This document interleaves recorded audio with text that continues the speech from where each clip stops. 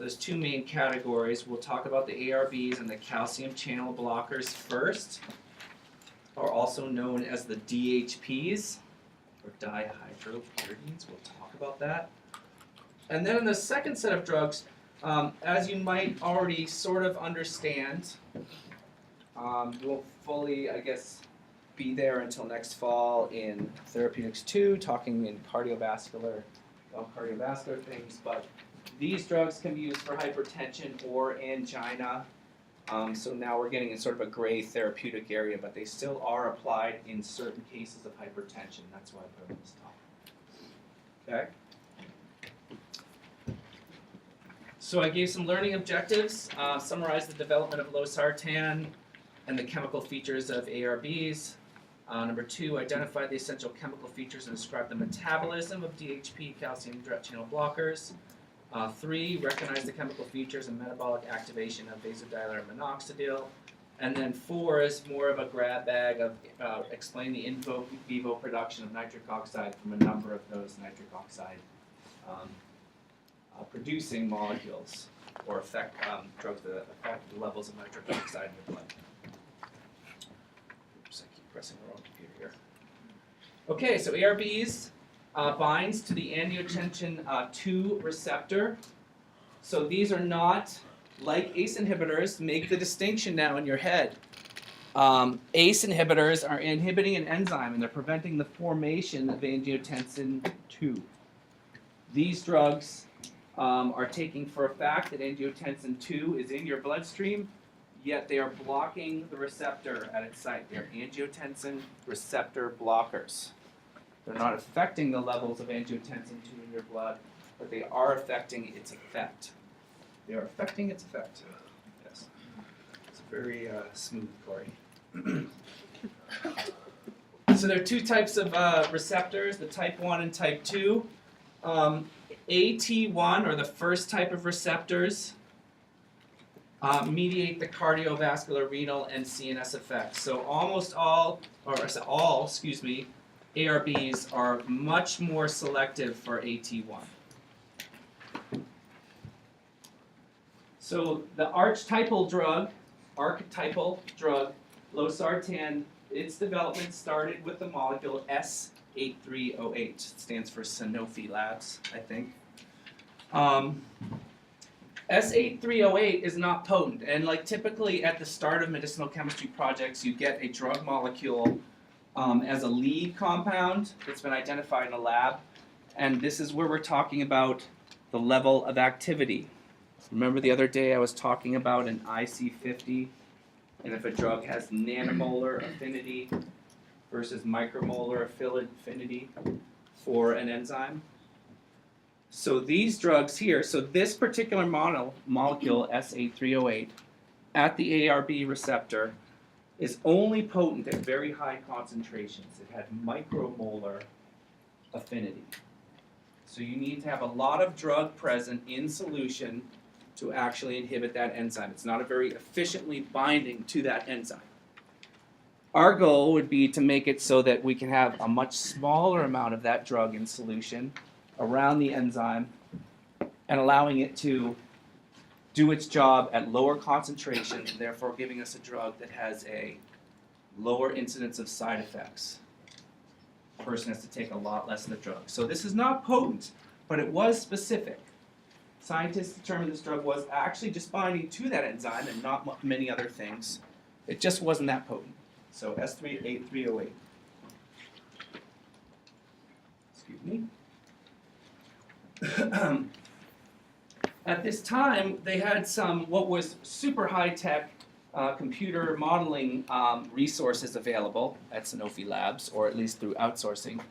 And they determined that the binding mode of angiotensin 2 was very similar to the binding mode of S8308. So they took, if you can picture now, they made a molecular model of an enzyme active site. They had hundreds, if not thousands, of amino acids that they model and say, they tell the computer, this peptide is in a water environment, so it's surrounded by water molecules, and it has this sequence of amino acids. What's its shape going to be? or even better, we have a crystal structure of this enzyme, and this is what the shape is really close to looking like, and then making a model of that.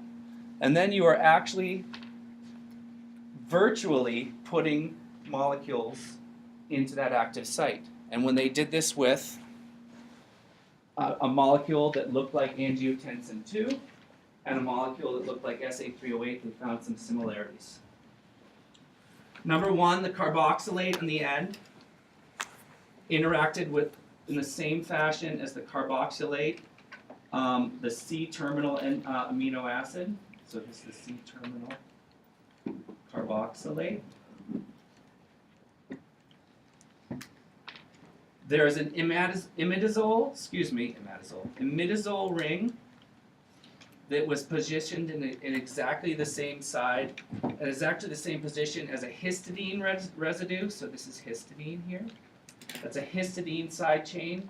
It has that basic imidazole side chain, 5-membered ring containing 2 nitrogens.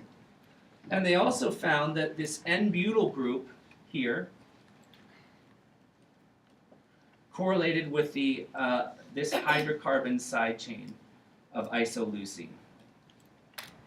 ILP.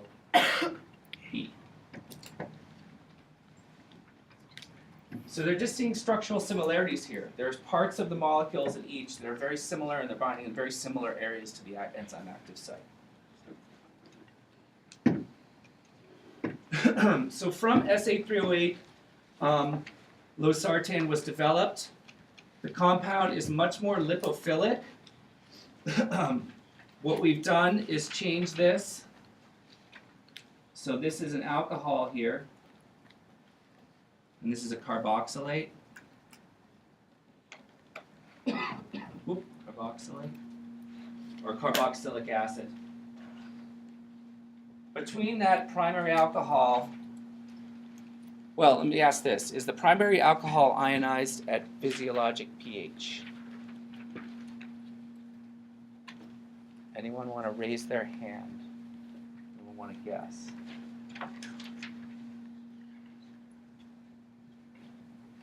No, I see somebody shaking their head.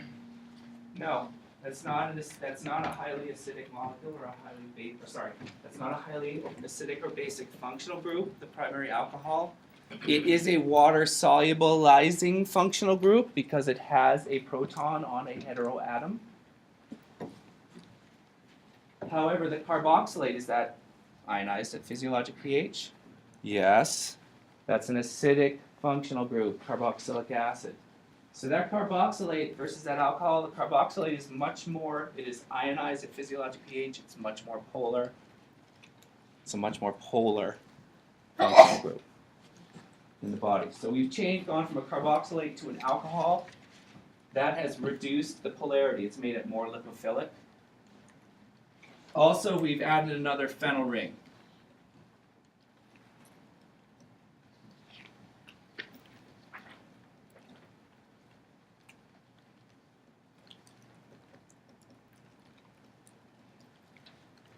So here's our phenyl, and we've added a tetrazole as well. So the essential two main things that we've done to increase lipophilicity here is change from a carboxylic acid to an alcohol, and added a phenyl group.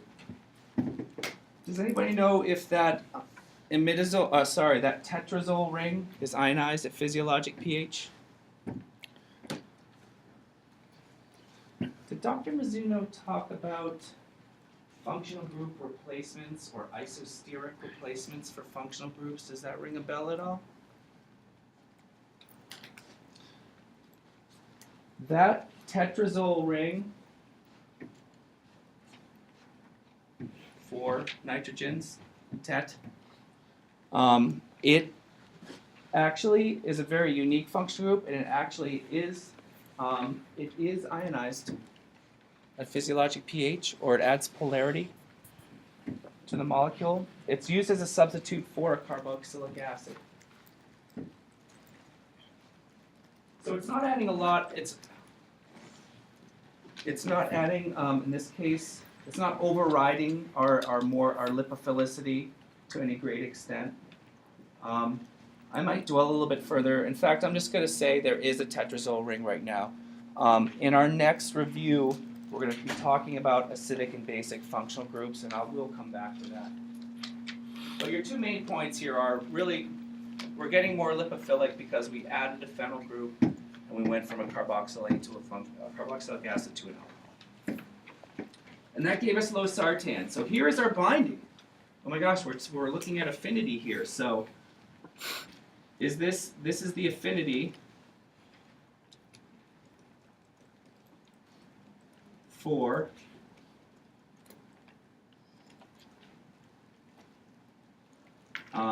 the angiotensin II receptor. So it actually says right there, I'm talking about micromolar affinity. This drug, this initial molecule, SLA308, it needs to be at about a 15 micromolar concentration to inhibit that enzyme by 50%. An inhibitory concentration that inhibits at 50%. On the right-hand side, Losartan, we've gone down, let's see, is that an order of magnitude? Right? We're now at 0.019 micromolar. So we need 1,000-fold less of that drug in solution to inhibit our enzyme. Okay, so now we have a drug that we can dose a lot less of. It's a little bit higher molecular weight, but it's more lipophilic, and it has a good, and it was determined to have a good oral activity.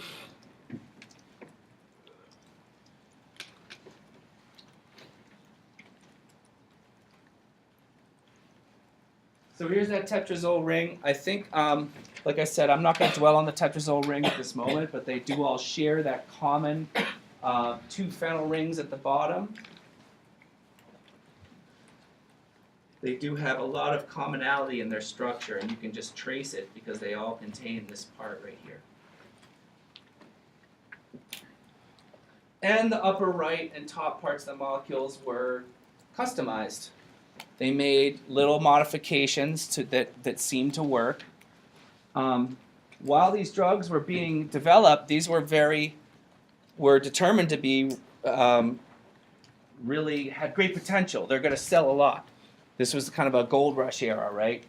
Drug companies are trying to figure out how we're going to get our foot in this huge market for drugs that clearly are working really well. So what happened was in the upper right and upper part of these molecules, those differences are just are really essentially drug companies and their researchers trying to get a foothold on a patent, a unique chemical structure that they can put in a patent and say, hey, we made this drug, and it's different from Losartan because it has these different groups on it, even though it has a lot of similarity. It has these other parts to it, and if you can identify that uniqueness to a drug, then you can patent it and you can have a claim on that part of the market. So the similarities are there. That circled part of the molecule is present in all of them, but you can see there's some variation as to what other parts are put on there. Okay, so that's ARBs. So far so good? Moving along. Okay, everybody's still mostly awake. That's good. Calcium and calcium channel blockers. I'm not going to ask you any questions about this slide. This is actually from your Foy's textbook. But I just wanted to point out that calcium really links internal or external excitation of a cell with a cellular response. Right? So it can either the formation of calcium inside a cell or outside a cell, or the concentration inside or outside really can affect a number of different pathways. And our particular calcium channel blockers are used quite a bit. So there are three types that affect levels of calcium in certain parts of the cell. And I'm only going to be looking at the upper left one, the nifedipine, the GHPs. You can see the other two are categories, phenylalkylamines, which I think Dr. Pizzuto probably covered, and then the benzodiazepines themselves, which I'm not going to talk about either. But I want to point out that if you're in a cardiovascular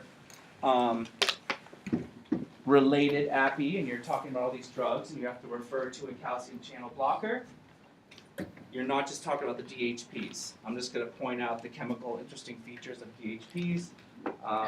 The other ones are in last year's class, and I'm not going to cover them. So.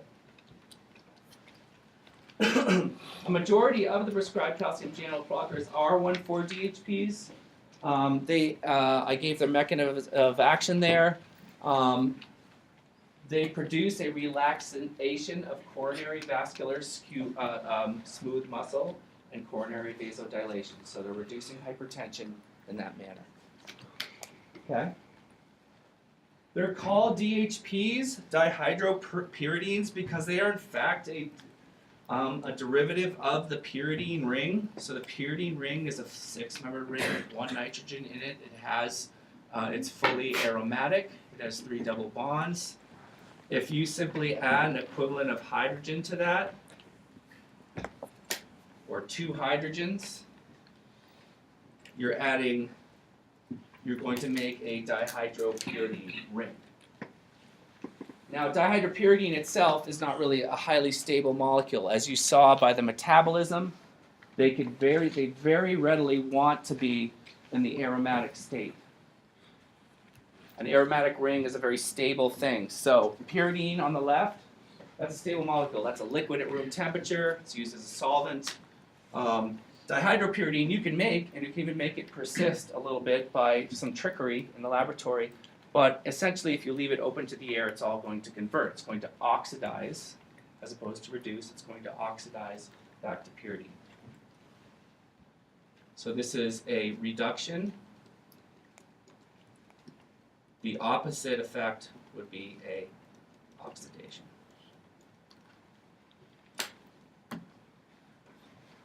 And I gave an example of nifedipine on the right there.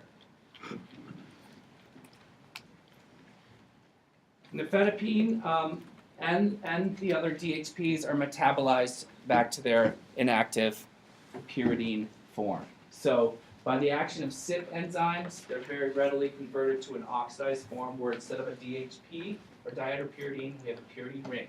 Those molecules are inactive. They're ineffective against calcium channels.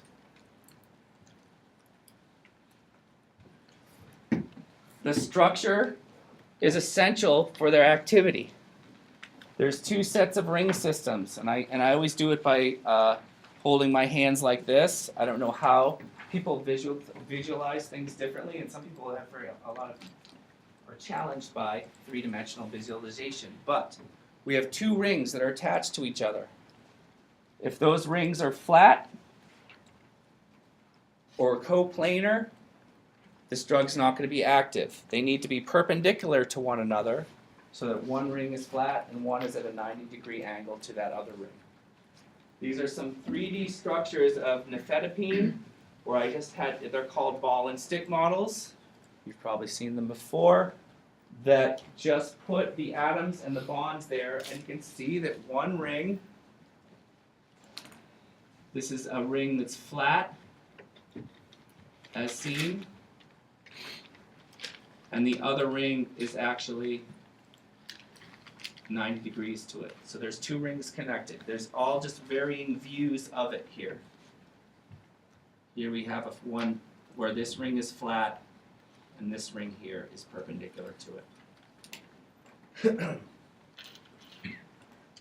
In this view here, we're actually looking down on the top.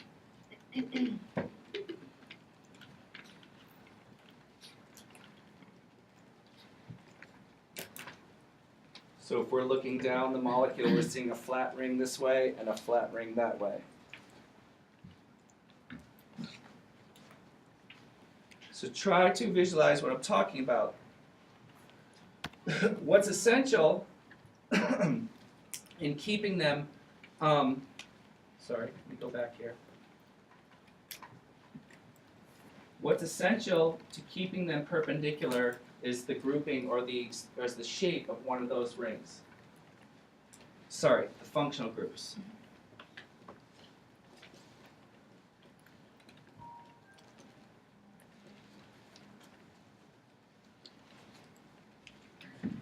I'm going to say the functional groups near the ring junction. We have a nitro group. These are where the two rings are bound. We have an ester here and an ester here. Because we have things sticking down and sticking up, those rings are forced to be perpendicular to one another.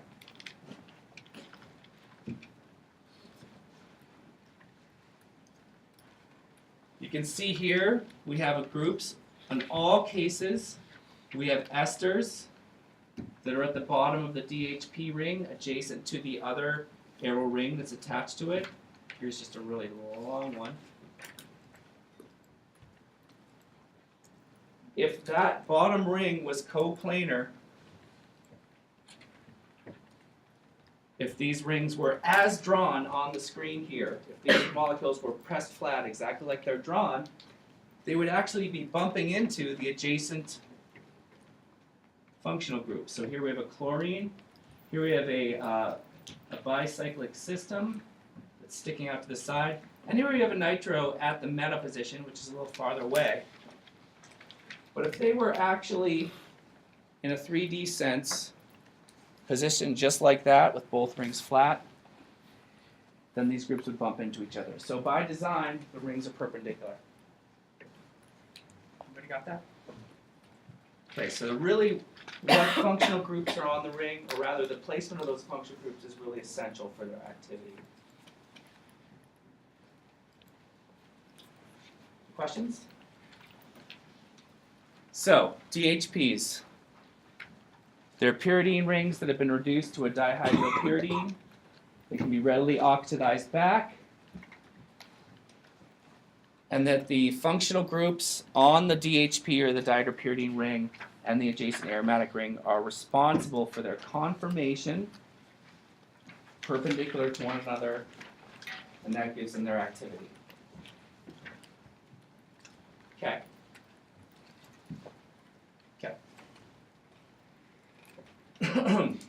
So I had to mention hydralazine because it is a top 200 drug. This directly relaxes arteriolar smooth muscle, so it results in a vasodilation and reduction in blood pressure. It's only used in combination, and I would like to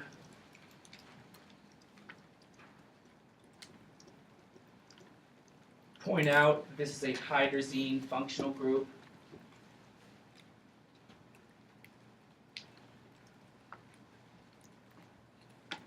So that's these two, when you have two nitrogens connected to one another. Don't have much to add. I just wanted to note that this is hydralazine. It's a very small molecule and it's only used in combination. This is one of those drugs that I often found when I run into, I find it's interesting because the mechanism of action isn't entirely understood. Yes, yet it's dosed a lot. So it is, in fact, clinically safe to use, but it's not really well understood how it works. Okay. Potassium channel openers, Minoxidil. So first off, we all know what the biggest selling Minoxidil product is, right? Rogaine. Side effect is tricky. What is it called? What's hair growth? Trichinosis? Is it? What is it? How do you say it? What's the side effect of excessive hair growth? It's called trichomoniasis. Boom! Is she leaving? Is she? I'm out. Trichomoniasis, and I'm out of here. Screw you. Pulling it out. Is that eating your hair? Trichomoniasis is nesting. So Oh my gosh. I'm unsure. Wow, we're really going off the rails already. And you would know that how? No, just close to this. That's just generally that's unwanted. No, somebody just said that's pulling your hair out. That's trichotillomania. Trichotillomania. Yeah. Wow. It's alright. We're like this. What's it? Oh, hirsutism is, yes. Well, that's That's excessive. kind of a genetic. Is that the genetic term? No? Excessive or unwanted hair growth. Okay. Hypertrichosis. What's that? Hypertrichosis. That's excessive growth. Hypertrichosis. It's not. I think Oh, that's that's the term. just Okay, so it's neither here nor there. Sorry. We really got off track. I am so sorry. Okay, so minoxidil. It's actually metabolized to the O-sulfate, and that is the active component.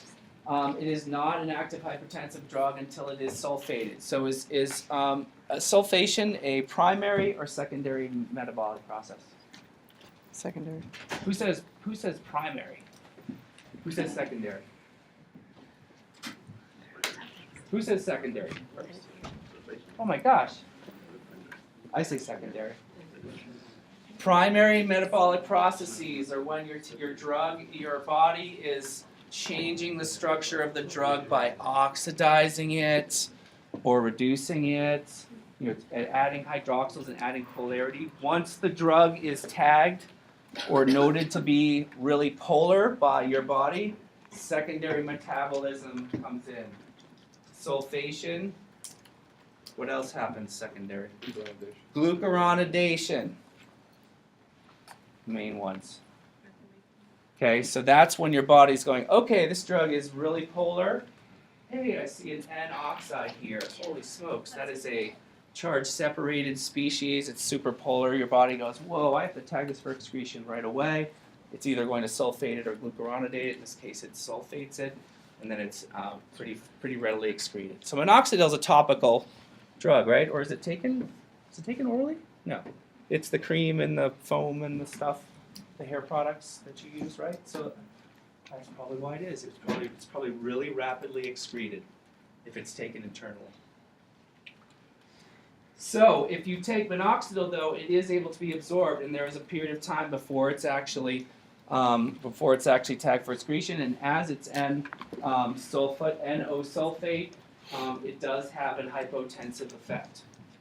Okay. So it is effective as a short-term antihypertensive drug.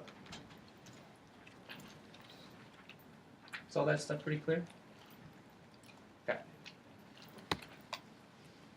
Okay, so let's talk about nitrodilators. Let me try and get through these quickly here. We have two subcategories, those that release nitric oxide spontaneously, that is just one drug, sodium nitroprusside.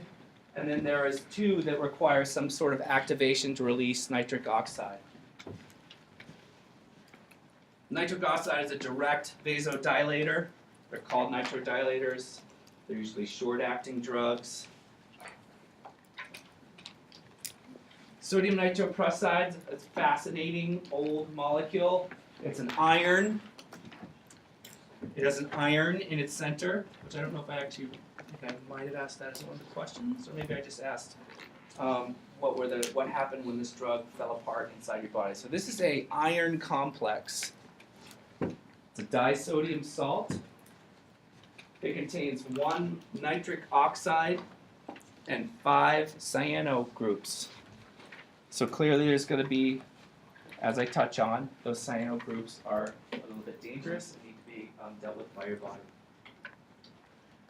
If you actually let these solutions sit around and get exposed to light, they actually deteriorate to a green-blue color. So just the fact that the nitroso gets transformed into an isonitro group in the presence of UV light. Sorry. UV. I imagine there's some oxygen there too that might affect it. Maybe it does that internally. But just that rearrangement indicates that the drug is actually decomposed and you're not going to get a really good effect from it. Sodium nitroprusside is just that. It's just directly decomposes your body, produces 5 atoms of cyanide and 1 atom of nitric oxide. That nitric oxide directly leads to relaxation of smooth muscle, and that's it. There's no other kind of transformation that needs to occur. It can decompose in the manner that I showed you before. So because it actually breaks down to release 1 nitric oxide and 5 cyanide ions. There needs to be some sort of detoxification event that's occurring in your body. Your body has to actively work to get rid of that cyanide. So your body has some mechanisms to deal with this. If you have an overexposure, you're going to overwhelm these mechanisms and cause other issues. But the first stage is that you have a enzyme, rhodinase, that has a cysteine residue. So here is a cysteine, and this is part of rhodinase.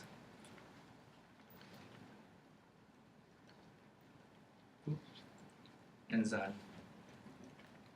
You can see that these parts of the molecule go off in the distance here. It's just one of the amino acid residues.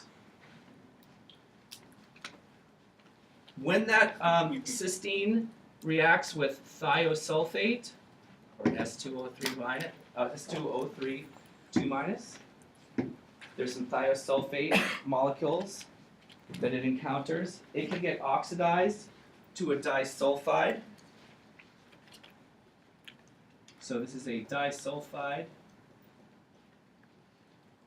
and that's a modified cysteine. That can react with cyanide.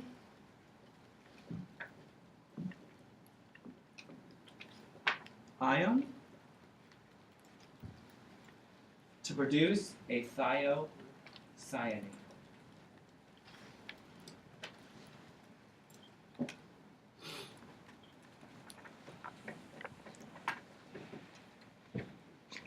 So what happens if cyanide builds up in your body? Does anybody have that in a nutshell?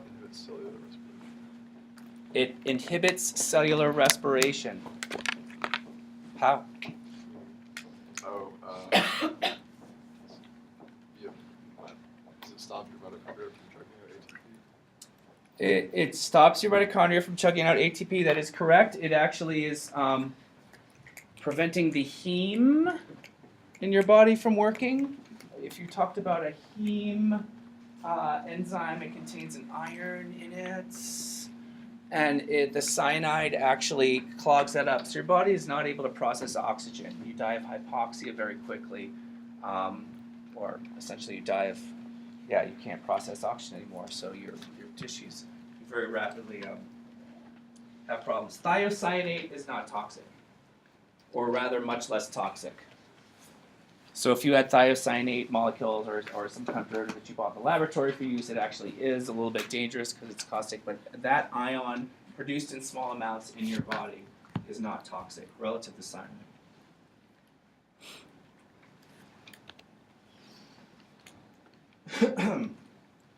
So here I just wanted to point out that angina is another use for nitrates. Angina is just heart pain.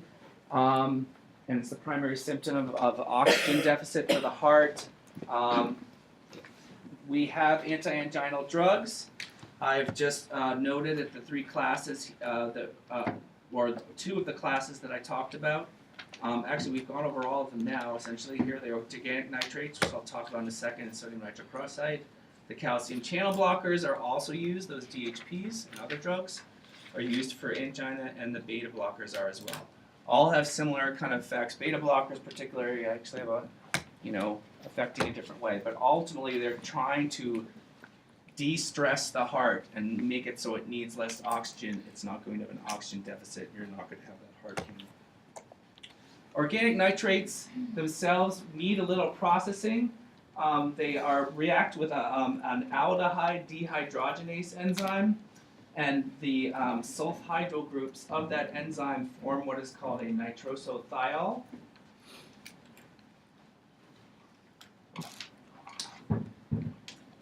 So they, this dehydrogenase enzyme forms an intermediate nitrosothiol, and it requires that processing. So before it's converted to nitric oxide, they need to interact, they need to be converted, and and those nitric groups need to be released from the molecules.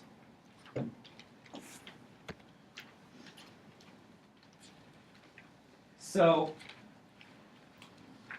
all of these are small molecules.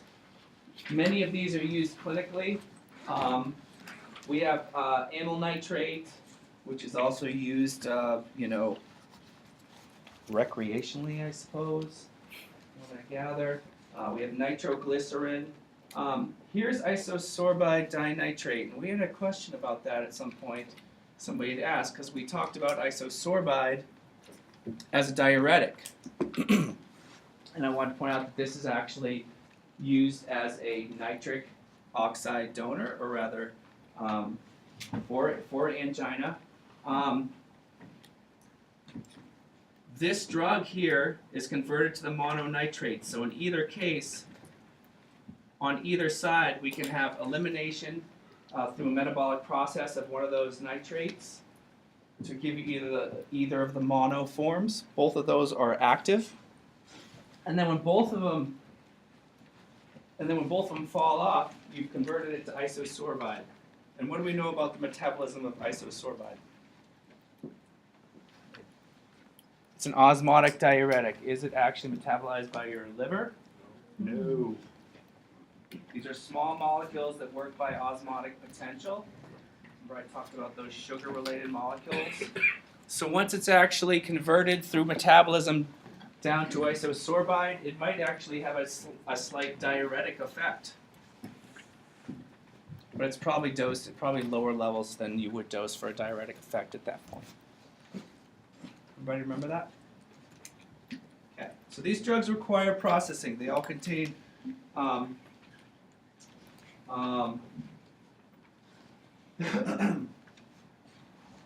they all require some kind of processing to order to convert to nitric oxide in your body.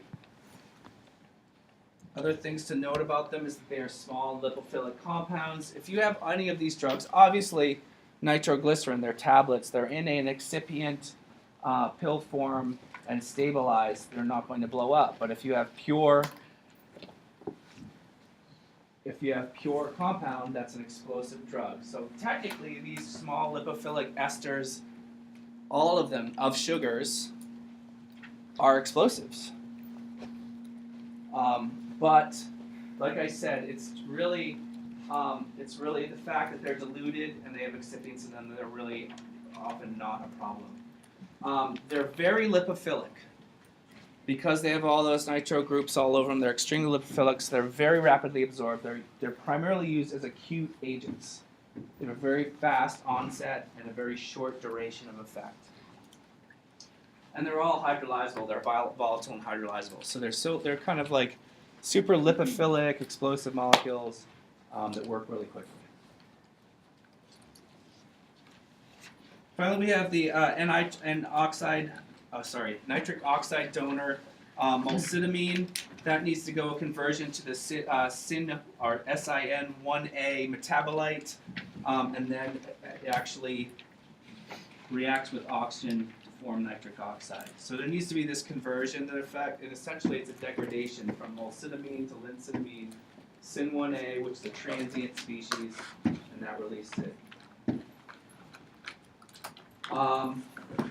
It's really liver esterases that do that, and I won't retain you any longer. Sorry, I just wanted to